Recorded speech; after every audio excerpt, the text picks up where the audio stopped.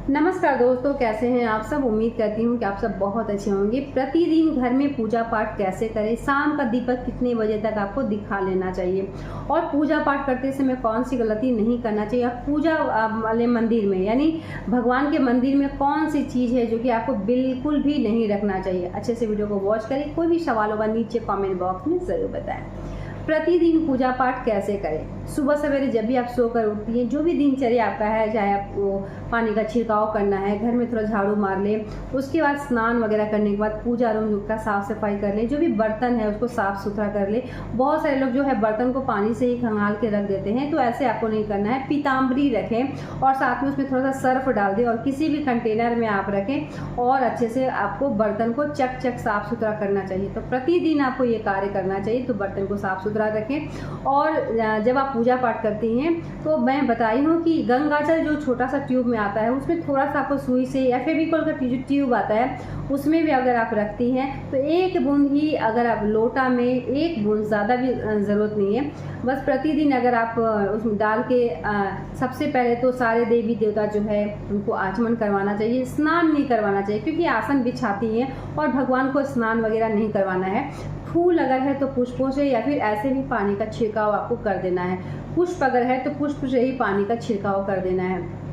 ठीक है। दीपक प्रज्वलित करना है आपको। दीपक प्रज्वलित करने के बाद ही आपका पूजा का जो है आरंभ करना है। यानी ऐसा नहीं कि पूरा पूजा पाठ कर लिया और लास्ट में आप भगवान का दीपक जला रहे हैं। दीपक जो होता है हमारा साक्षी होता है पूजा पाठ का। तो पहले आपको दीपक यानी आचमन आप कर लेती हैं, उसके बाद आपको दीपक जलाना है। दीपक जलाने के बाद ही आपको रोली हुआ, चंदन हुआ, सिंदूर हुआ, भोग लगाती है, जो भी मंत्र पढ़ती हैं आसन बिछा कर ही आपको पढ़ना चाहिए। अगर मान के चलते हैं कि देखिए मेरे वहाँ पर भगवान है, क्योंकि मेरा ऑफिस है, ऑफिस में ही स्टैंड लगा हुआ है, तो इस टाइप का अगर है तो आपको क्या करना है, सब कुछ चढ़ा दे और उसके बाद नीचे आसन में बैठ के जो भी मंत्रों का जाप करना है या फिर जो भी पूजा पाठ करना है, अगर मंत्र जाप नहीं भी करते हैं तो 5 मिनट के लिए भी आसन पे आपको ज़रूर बैठ जाना है।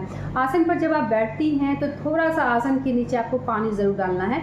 कहा जाता है कि अगर आप आसन ऐसे ही पूजा करती हैं और आसन ऐसे ही रख देती हैं तो सारा पूजा जो होता है वो इंद्र देव को चला जाता है।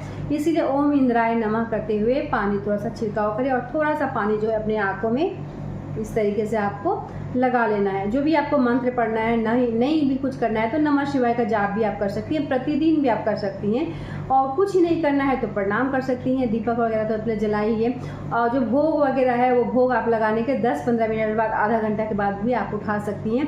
क्योंकि भोग जो होता है जब हम लगा देते हैं, वही भोग शाम को जब हम लोग उठाने जाते हैं तो कहीं ना कहीं उसमें कॉकरोच हुआ, छिपकली हुआ, चींटी हुआ लग जाता है और उसके बाद वो भोग का प्रसाद जो है वो खाने का इच्छा नहीं करता है। तो भोग जो है 10-15 मिनट के बाद आप उठा सकती हैं। ठीक है।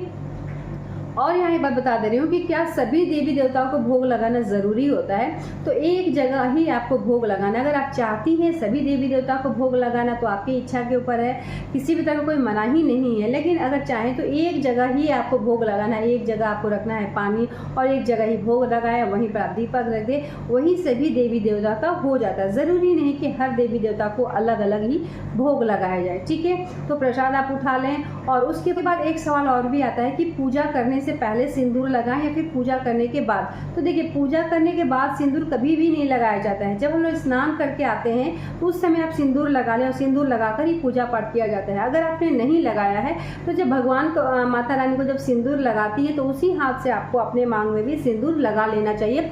उसके बाद ही आपको पूजा पाठ करना चाहिए। बिना मांग में सिंदूर लगाए पूजा पाठ तो आपको भूलकर भी नहीं करना चाहिए। भले कोई भी आप श्रृंगार करे ना करे, लेकिन सुबह उठ के यानी नहाने धोने के बाद जब भी आप करती तो मांग में सिंदूर आप ज़रूर से ज़रूर लगाएं। इतना करने के बाद पूरा आपको 16 श्रृंगार नहीं करना है, लेकिन आप सिंदूर ज़रूर से ज़रूर लगाएं। ठीक है। अब बात करते हैं शाम का दीपक कितने बजे तक दिखा लेना चाहिए। तो दीपक दिखाने का जो समय होता है 6 बजे, 5:45 से लेकर 6:15 तक आपको दीपक जो है घर में जल जाना चाहिए। यानी कोई 5:30 बजे जला लेता है, कोई 7 बजे जलाता है, कोई 8 बजे जलाता है, तो ऐसा नहीं है। 6 तक यानी 5:45 से लेकर 6:15 तक दीपक जो है घर में प्रज्वलित हो जाना चाहिए। और जब दीपक जलाती हैं उस समय आप खाना वगैरह ना खाएं। अगर घर में कोई मेंबर है सोया हुआ है तो उससे भी आप उठा दें, क्योंकि बराबर जो समय होता है उसमें सोया नहीं जाता है। तो सुबह का पूजा आपको कैसे करना है, शाम का दीपक कैसे आपको दिखाना है, साथ ही पूजा रूम में भूल कर भी एक चीज़ ना रखें, वो होता है खंडित मूर्ति। अगर कहीं से भी मूर्ति खंडित हो गया है तो उस मूर्ति को आप हटा दें, अच्छे से आपको हटा देना है। सोमवार को हुआ या फिर बुधवार को हुआ, शुक्रवार के दिन आपको क्या है बहते हुए जल में आप प्रवाहित वगैरह कर दें। आप चाहें तो मंदिरों में भी रख सकती हैं, लेकिन खंडित मूर्ति जो है मंदिर में ना रखे तो ज़्यादा अच्छा होगा, क्योंकि बहुत सारे लोगों को मैं देखती हूँ कि खंडित मूर्ति जो है वो बस जाकर रख देते हैं। वैसे आपको नहीं करना है, क्योंकि ये बिल्कुल गलत है। तो आपको क्या है, वो मिट्टी है, अगर नदी में चढ़ा भी जाता है तो वो मिट्टी ही हो जाता है। तो आपको क्या है वो प्रवाहित कर देना है, यानी जल में ही प्रवाहित कर देना है। ठीक है, खंडित मूर्ति है तो भूल कर भी पूजा पाठ ना करें। आप चाहे तो उसे एक रंगा में लपेट कर भी आप जो है लेकर जाएं और वहाँ पर प्रवाहित कर दें। ठीक है, तो नहीं करना है कि मूर्ति अगर खंडित है, कहीं से भी टूटा फूटा है, तो उसको आप पूजा पाठ करें और लगातार किए ही जा रही है, तो ये गलती आपको नहीं करना है। तो हर पॉइंट को मैं बता दी, तो उम्मीद करती हूँ कि मेरे द्वारा दी हुई जानकारी से कहीं ना कहीं आपको लाभ ज़रूर मिलेगा। फिर भी किसी भी तरह का डाउट होगा तो नीचे कमेंट बॉक्स में ज़रूर बताएं। मिलते हैं एक नए वीडियो के साथ, तब तक के लिए धन्यवाद।